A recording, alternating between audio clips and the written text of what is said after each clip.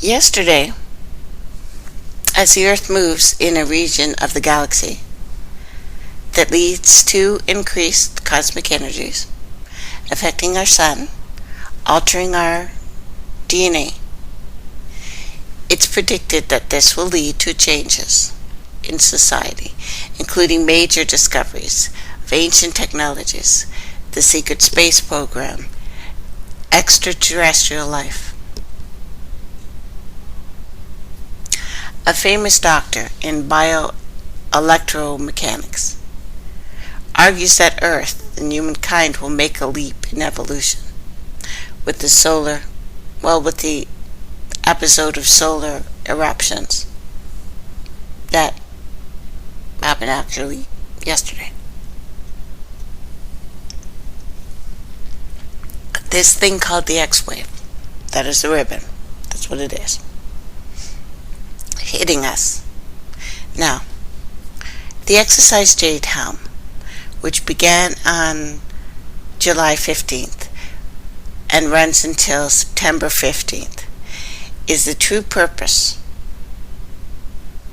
of obtaining information on the effects of this energetic change, received in order to better manage the chances that it triggers us getting together as a family again.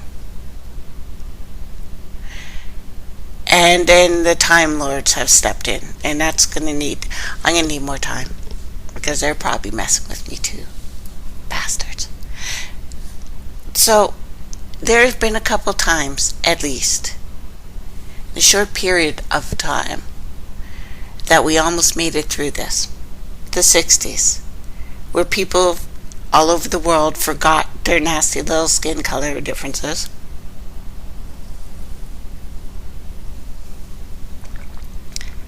And we started to work together as a family, without fear, together, to take care of each other, to protect each other. This is how they're using us. This is a social experiment, and we will go into the aliens again, and we'll keep going. But this exercise is very much linked to this energetic change that happens every year at this time. This change in frequency, the energetic changes, the red sprites. The red sprites raise the frequency of the planet and you. It affects your DNA.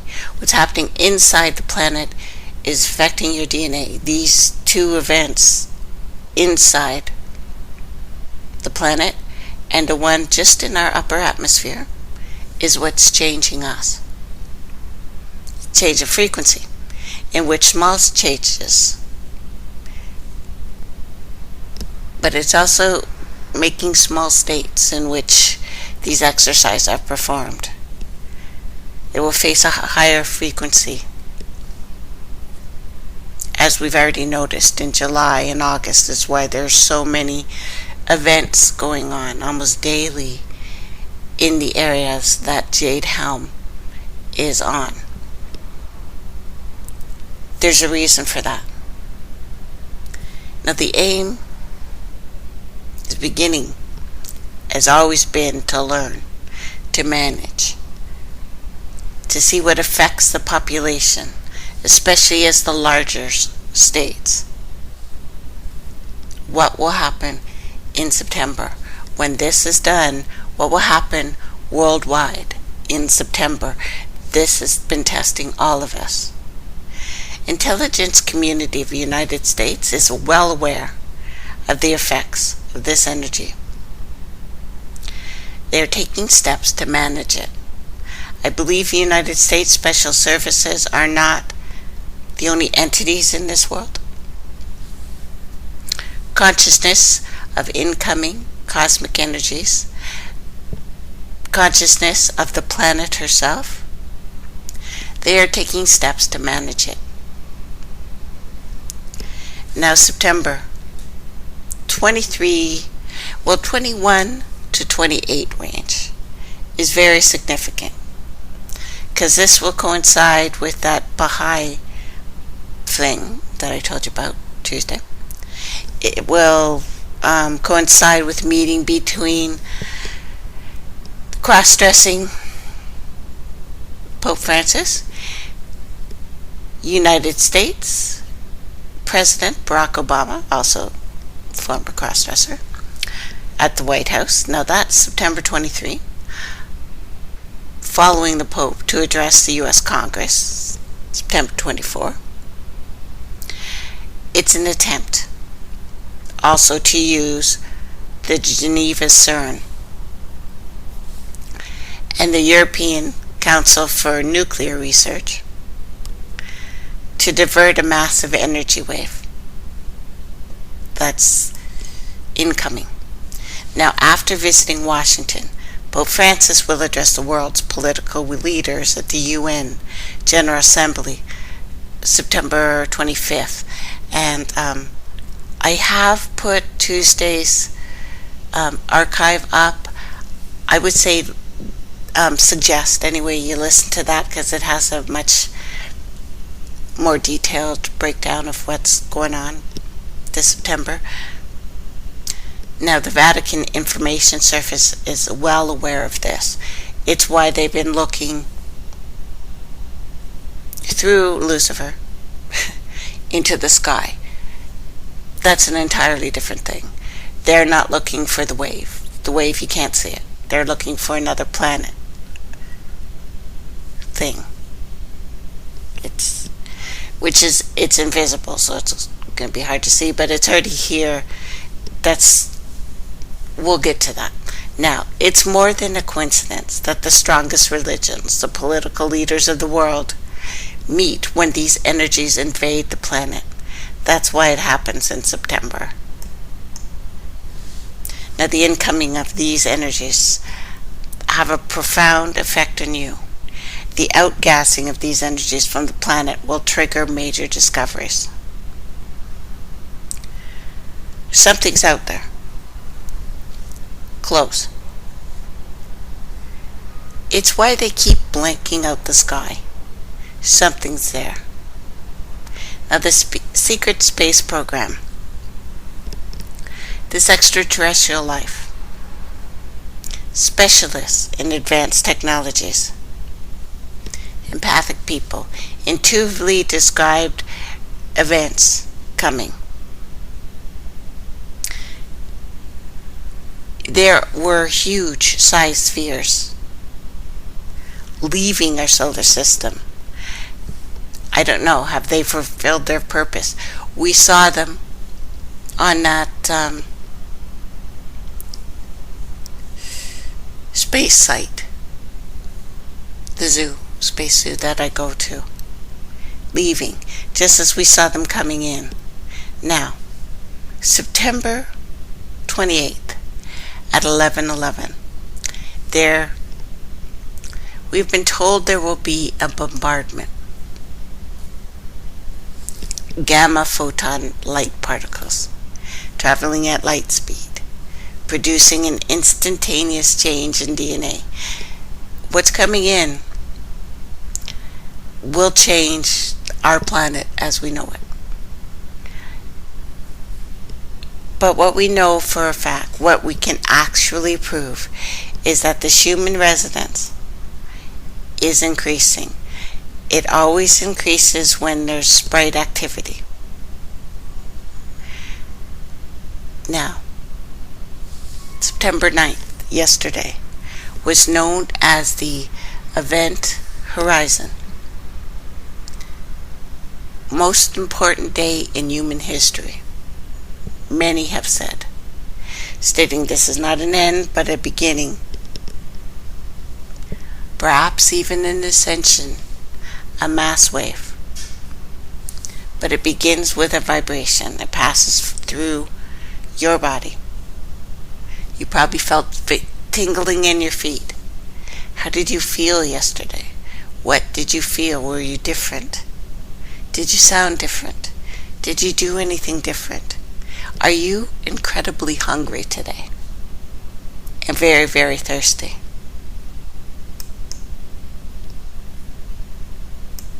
This is not just the GMOs. food and wildlife being changed to an inhuman applications. We have entered the final stage of the days of Noah. Agricultural economists and scientists have spent a good portion of their professional career studying the effects of agriculture, specifically GMO crops. In a study in 2012, impacts of genetically engineered crops on the pesticide use. In the first 16 years, he displays the use of herbicides has increasingly dramatically since the inception of herbicide-tolerant varieties of corn and soy. This technology has led to a 527 million pound increase in herbicide use in the United States alone just between 1996 and 2011. The U.S. Geological Survey are finding the exact same thing. I'd like to continue this, guys, if you don't mind, so come to the dark side. Join me. TurtleIslandNews.info, and I'm going to go into some overdrive today if you guys are into it. Thank you very much, Revolution Radio. Love you guys. Hugs and kisses. Welcome back, everyone. Thank you for hanging out with me, and I hate ending in the middle of a hot topic. But there's a couple of things I need to let you know about today. And it's important enough, I think, that we continue. Now, instead of falling once again to the dozer blade, the High Frequency Active Aurora Research Program has a new life. Mid-August, U.S. Air Force General Tom Masello shook hands with the UAF's Brian Rogers and Bob McKay, transferring the powerful upper atmospheric research facility from military to university. You may have heard of HARP. Now, Nick Begish wrote a book about it. Jesse Ventura tried to bully his way past the gate during a TV episode of Conspiracy Theory. Muse recorded an album called Harp at Wembley Stadium from a stage filled with antennas meant to resemble those standing on a gravel pad off of Tuk Cutoff Road. Now, the science fiction assertions of caribou walking backwards, mind control, HARP's ability to change the weather have made researchers wince. It's hard to describe a complicated instrument that sends invisible energy into a zone that no one can see. But HARP is a group of high-frequency radio transmitters powered by 4 diesel tugboat generators from one from an old locomotive. The transmitters send a focused beam of radio wave energy into the aurora zone, where we get the nice bouncy lights. There, that energy can stimulate the speck of the electric sun-earth connection about 100 miles above our heads. Why did the university higher ups swing the door open for conspiracy theorists? Why not let HARP go quietly back to the boreal forest, which the Cree are standing to fight for right now, by the way. Now, even though it's esoteric and hard to understand, it's the best.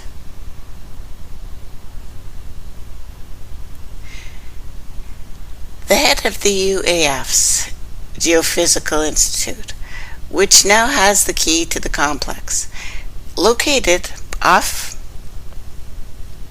mile 13.3 of Took Cutoff Road. The facility is the best tool to study the region above the Earth as we know it, McCoy said. Of three, yes, there's three, of such ionospheric heaters in the world, one in Norway, one in Russia, soon to be one in Puerto Rico. Not yet, though. HAARP is the most powerful.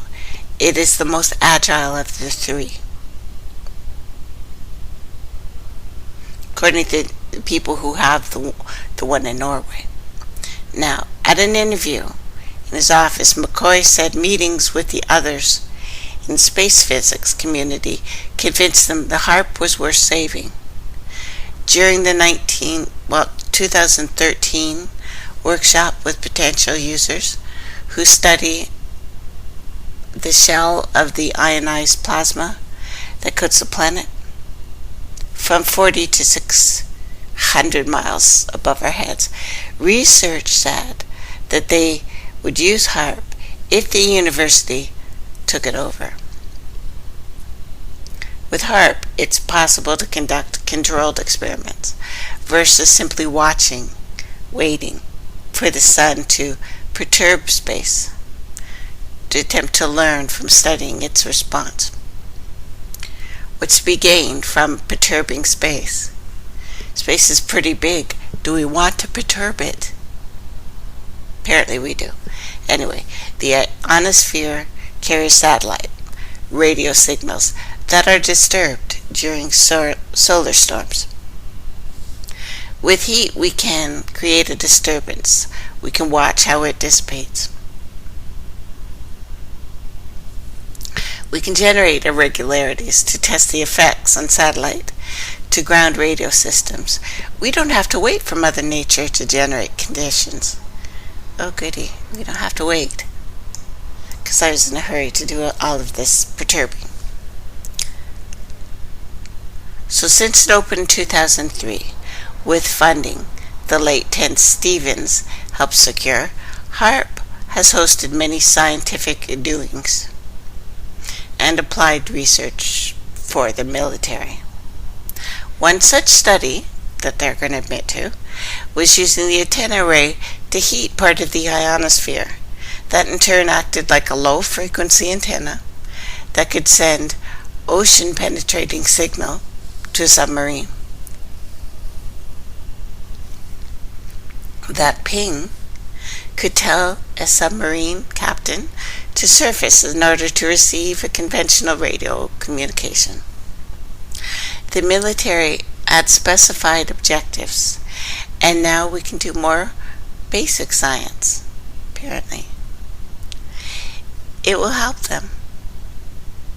It will help us with general ionospheric, thermospheric modeling. So they're going to ask the heavens to strike a pose, basically. So, like how do ions and neutrons couple in the upper atmosphere? I kid you not, that's what they said. So we're going to be watching porn up there. Porn's going on. Nice. Now HAARP is open now, because it had been closed for a little while. They're only used at certain times of year. But the transmitters have been cool since the spring of 2014. So people who's been telling you HAARP is doing stuff, they're like what I like to call wrong. Now with the transfer from the military to the university, Bristow and McCoy are looking for customers. Scientists funded to travel to Central Alaska on a 2-week campaign so they can fire the transmitters for 10 hours a day. There are no customers yet. It is not on, as far as I know. Now, McKay and Bristow are confident that they will be able to pay back a $2 billion or $1 million loan from the University of Alaska. That money is now keeping the lights on in HAARP. and funding other costs of operation. The worst case scenario is that few or no researchers step forward. They are forced to sell HARP instruments to recover the loan cost. Best case, scientists use it. A national entity sponsors the cost of harping, as NASA does for the Institute's Poker Flat research range, who is interesting, and we'll talk about that one day. Note to self, talk about Poker Flat research range. It's pretty cool. And as we run it as a research facility independently, the clock is ticking anyway to repay the loan right now. They've got 3 years to find customers. They're sticking their necks out. It's the best in the world, and somebody spent $300 million to build the darn thing.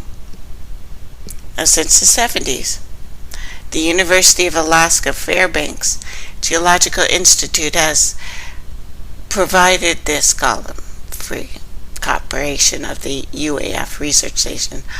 Okay, so it's off, not working. The other two are, and there's one soon to be made in Puerto Rico. But why would they close down the newest one? Why are they talking about it now? Are the other ones working with Jade? Abso-friggin-lutely.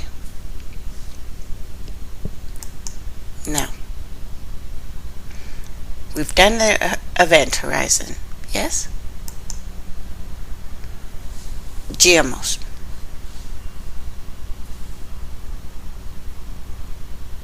Call it seed sovereignty or seed security. If people do not have access and ability to save, breed, replant seeds, they have no food security. Seed is the very basic of our food. Basis. Seed is important. It's why there are always seed pods in alien movies. War on Terra, again. Now, when genetically modified entities are created, they are also patented by companies that created them. In essence, these companies now own that specific life form. It becomes illegal to save, replant, crossbreed, conduct research on these patented seeds and crops. Now, another new and controversial genetic technology is gene editing. It's called CRISPR. This technique lets researchers alter genetic sequences quickly, flexibly, at will. One proposed use of CRISPR, I kid you not, is create gene drives, where a researcher creates genetic changes in an organism that are designed to more rapidly and deliberately speed through an entire population. In a few generations, much like a nuclear chain reaction, it is intended that an entire population or species that changes or can be wiped out entirely. Mutation on this level is irreversible. Now, inhuman differences happening right now.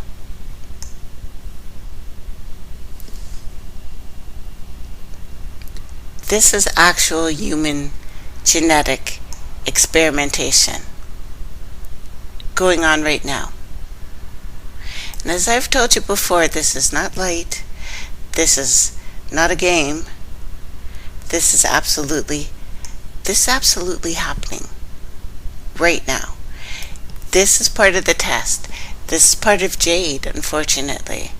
They are going to see how us, as new genetically modified organisms, are going to behave during these changes.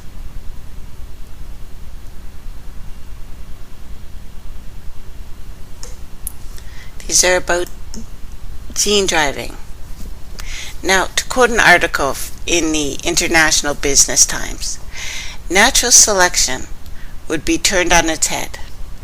Decisions made by researchers could end up permanently rewriting the entire genomes of entire wild populations.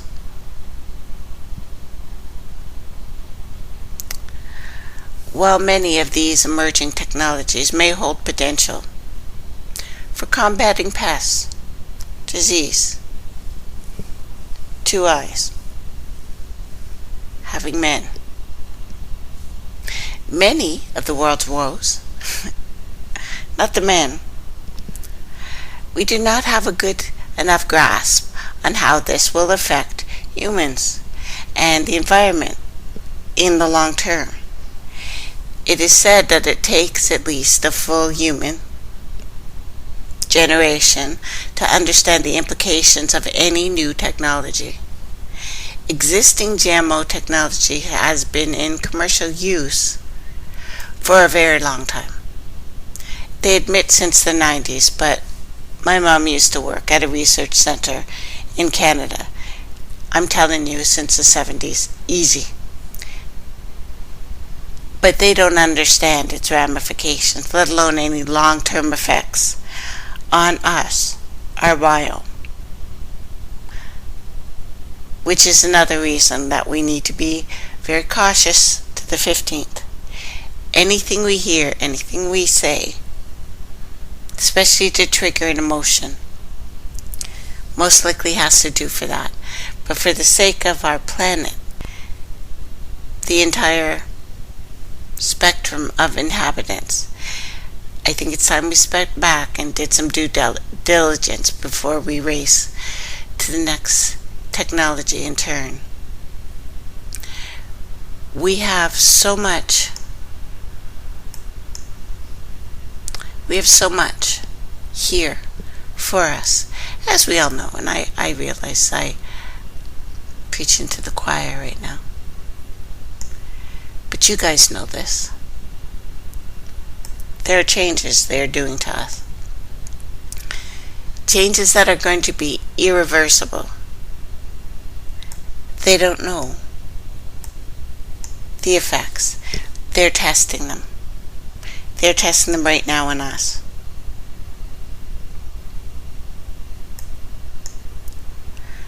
What they're doing to our children.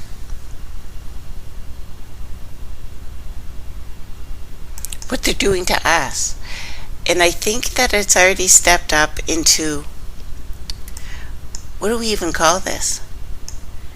We call this biome research. Would we? Irreversible changes affecting us. And of course they're testing us. I guess they want to see what this is going to do. I'm not sure yet, you know. I'm really not sure where this takes us next. But the top transhumanist website says those who do not support their vision, as in anyone with a freaking thought in their head, I would think, will be considered zombies to be avoided and perhaps killed. Because it's this much is clear. If you're a transhumanist, ordinary people are zombies. Zombies are usually what is seen as either externally revived corpse or bodies in a state between life and death. Purgatory, if you will. In both cases, they remain on Earth beyond their will. So, how does one deal with a zombie? Especially when they are the majority of the population. There are, in general, 3 options? Because everything seems to be a zombie movie, doesn't it? 1,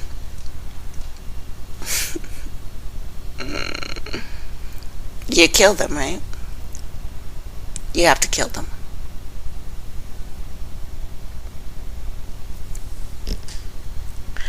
What is believed right now because it's not too early to discuss how these naysayers will be regarded, perhaps as a guide on how they will be dealt with. It's pretty clear who these naysayers are, like me, because we hold the following views. They believe that they will live no longer than 100 years and quite possibly much less. 2.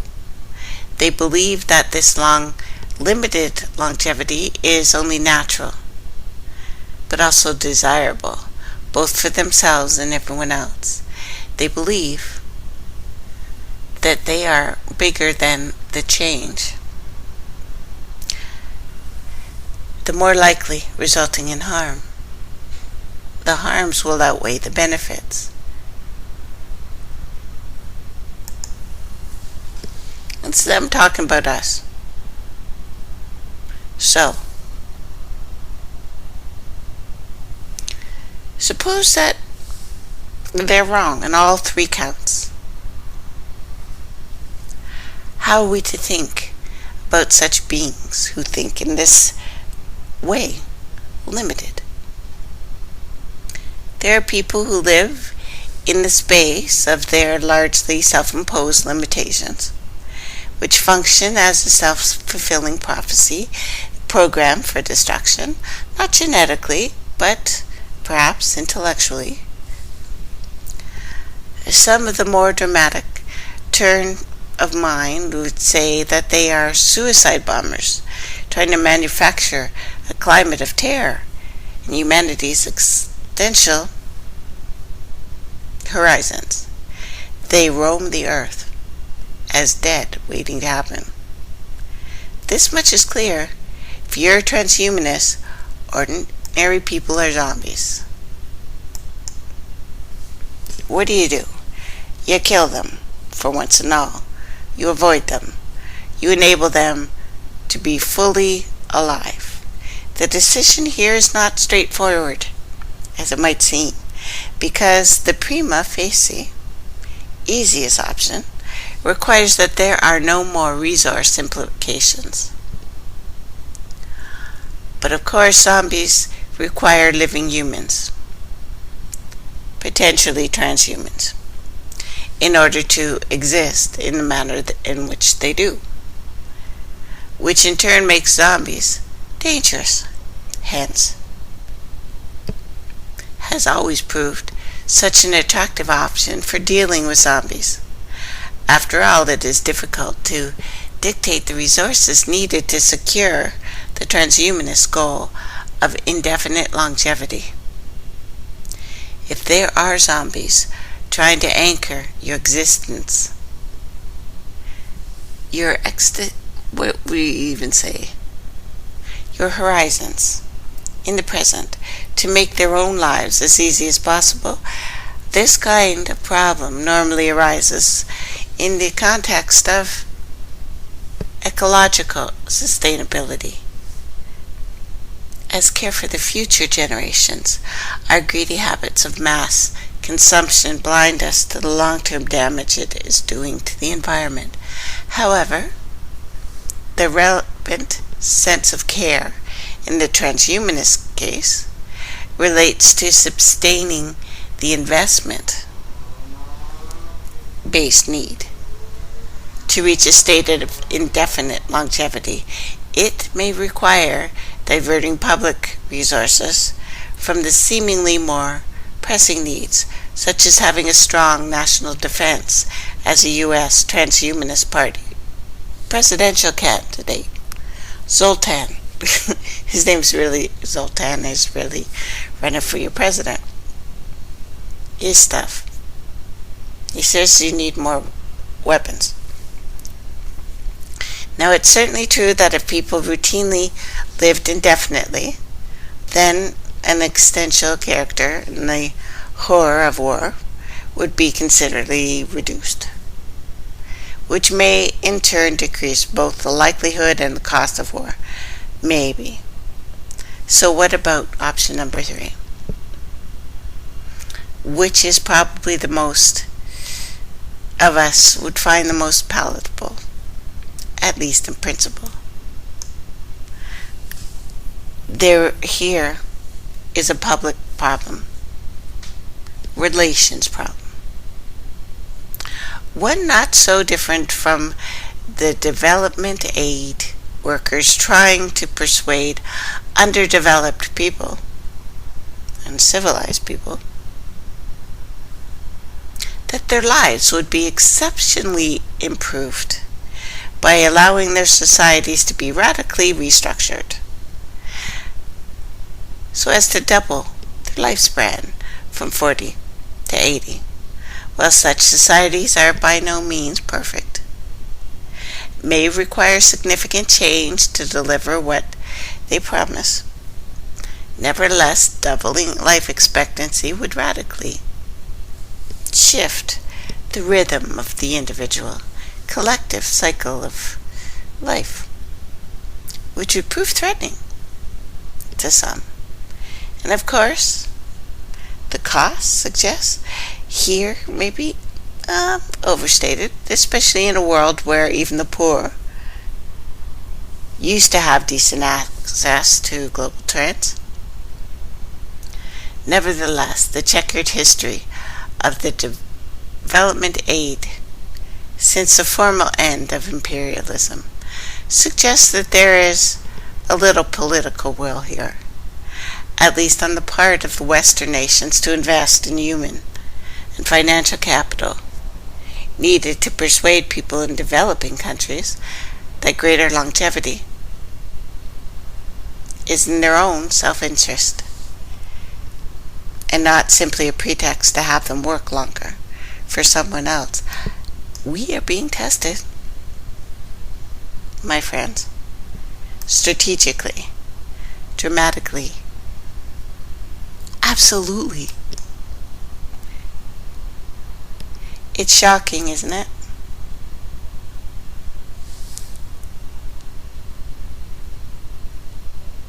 In an upcoming,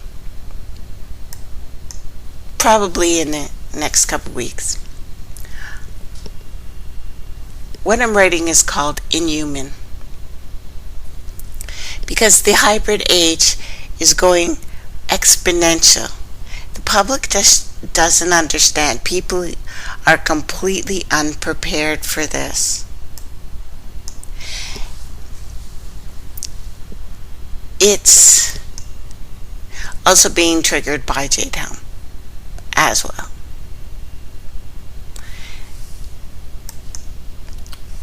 They are so close already to untapping our very what makes us alive, what makes us individual. And it looks like they've already gone past that because of something recent that has been posted.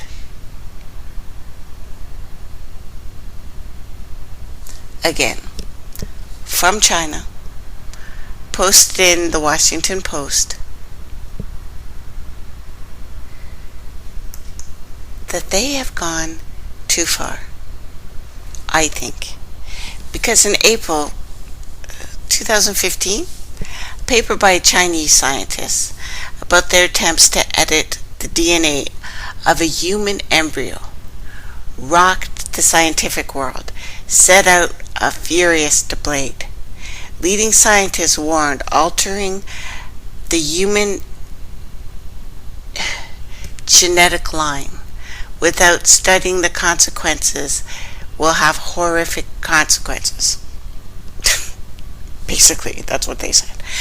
Geneticists with good intentions could mistakenly engineer changes in the DNA that generate dangerous mutations, cause painful death. Scientists, countries with less noble intentions, could again try to build a race of superhumans or something else.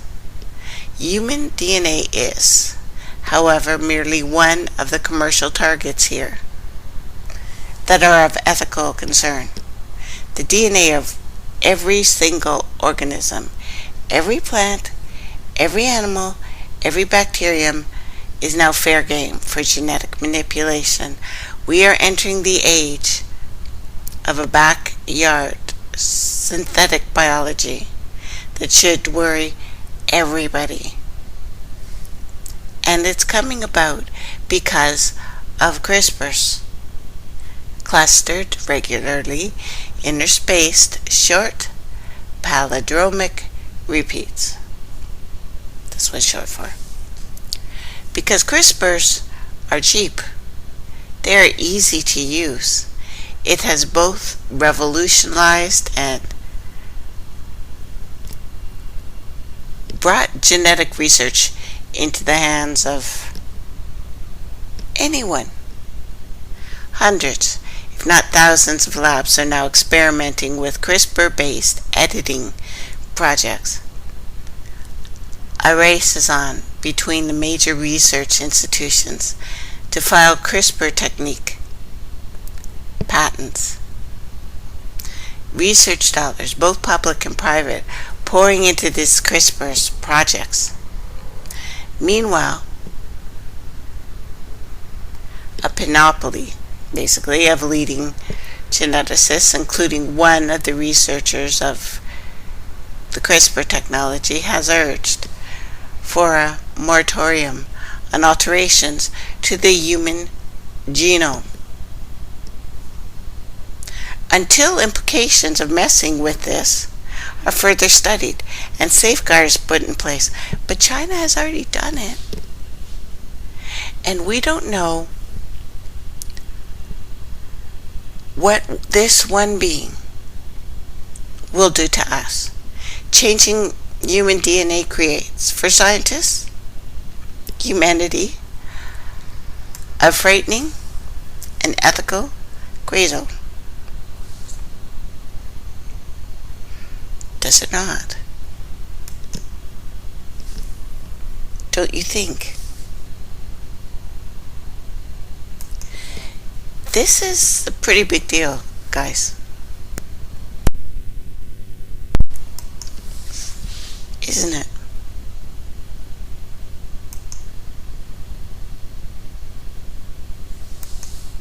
So,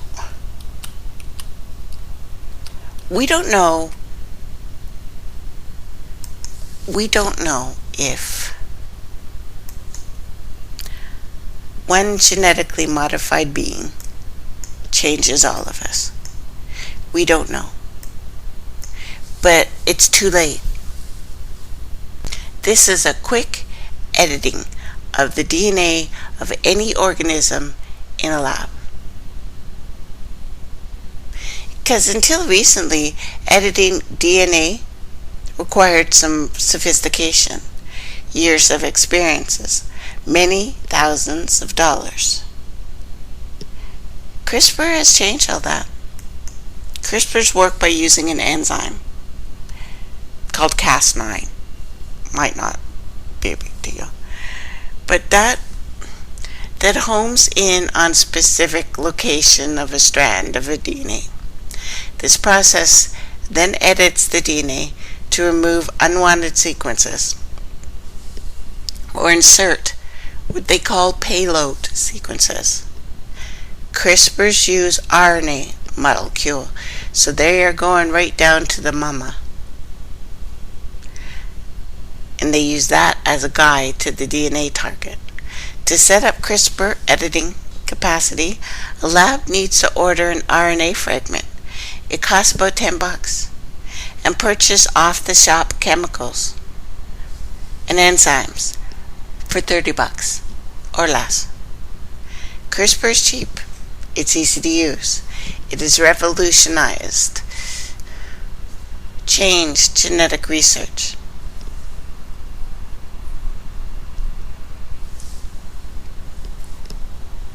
So, what have they made?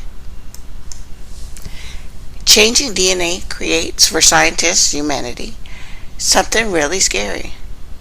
They're calling it a gray zone.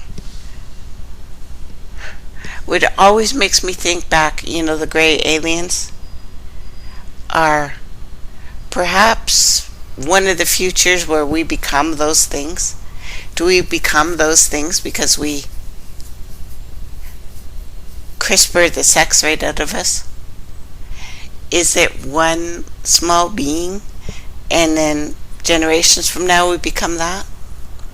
Because on one hand, for many millions of poor souls suffering from diseases arising from genetic defects, this and its research, well, it feels could find a cure for that problem in our lifetime.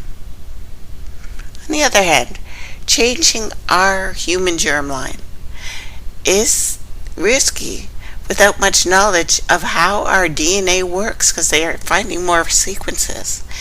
And those scientists now say, well, they commonly sequence DNA.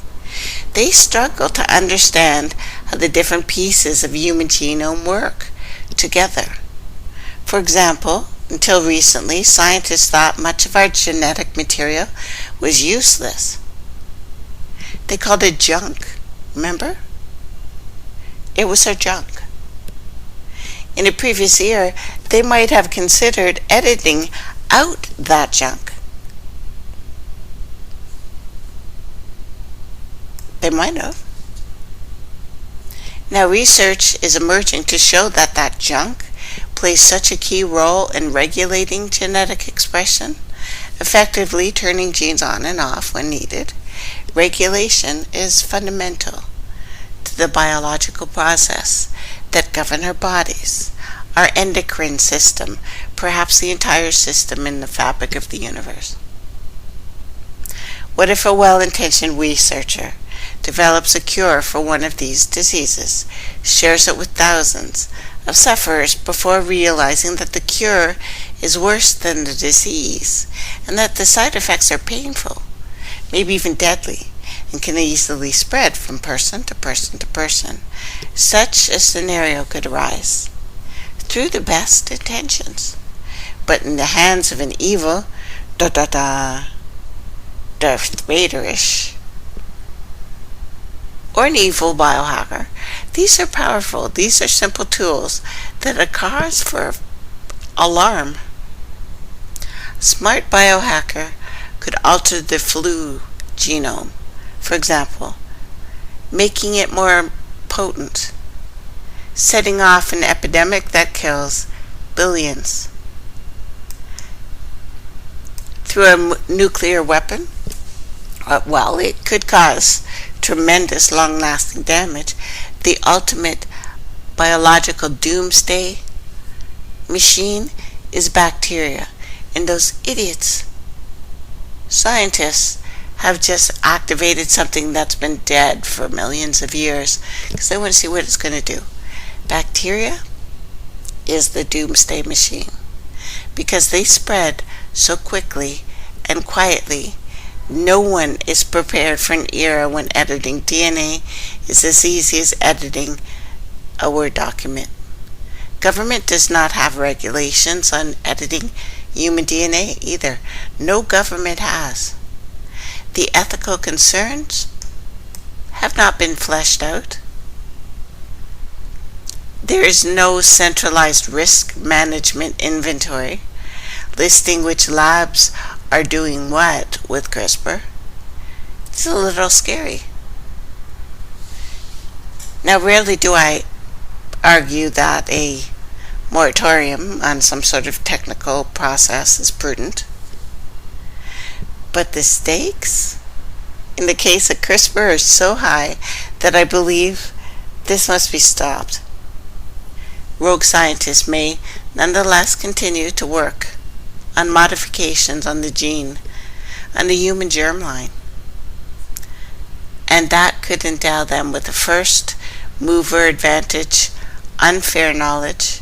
If such a moratorium could be effective, as global moratorium of cloning humans has been, maybe, at least the scientists such as who engineered the human embryos in China could have become international pariahs rather than being celebrated for publishing papers in prestigious journals. Because we're here now. We're already here.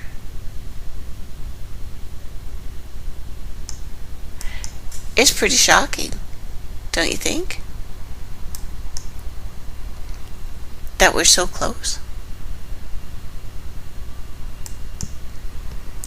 Well, that's what I wanted to keep you a little longer for today.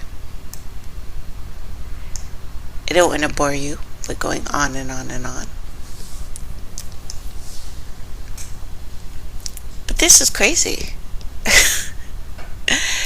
This transhumanist stuff isn't just about the black goo, although that's real and it's programmable and possibly sentient.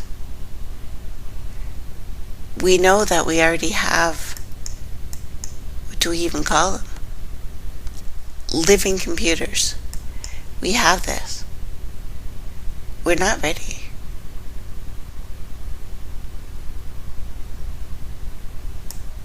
I don't think. Do you guys think we're ready?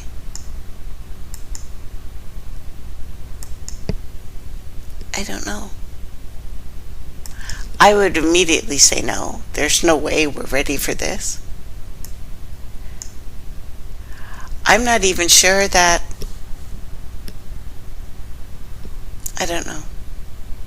This cache technology, I've told you before that it's bothered me a little bit. But I'm kind of looking at a genetic Armageddon. Whether it happens between the end of Jade Helm to 1 year is the zenith 2016. I'm thinking so because in recent years this field of genetic energy editing is off the charts. And yes, of course I want to cure cancer. Of course I'd like to fix MS. I'd like to fix all those faulty things. But, you know, the side effects. And we are not... I don't know. We're just not... I don't see us being smart enough for this. I don't. Now, fixing the faulty genes sound all great.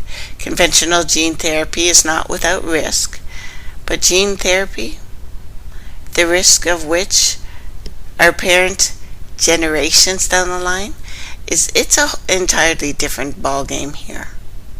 A patient can consent to treatment, but her great-great-great-granddaughter can't. The second objection is more profound. This is germline alteration.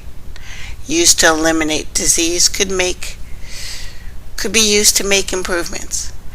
Designer baby arguments have so far applied to only a limited example of embryo screening here, in which embryos created during an IVF are tested, eliminated, if found to be carrying unwanted genetic anomalies. But genome editing reaches far past this. Might be possible not only to eliminate unfit, but to push desirable traits, intelligence, beauty, the correct sexuality,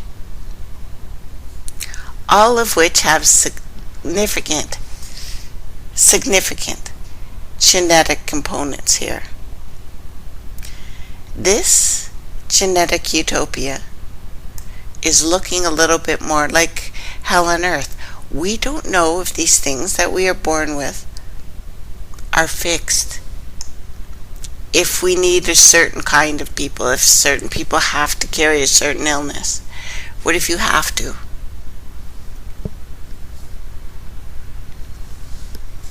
But of course, we are all these things.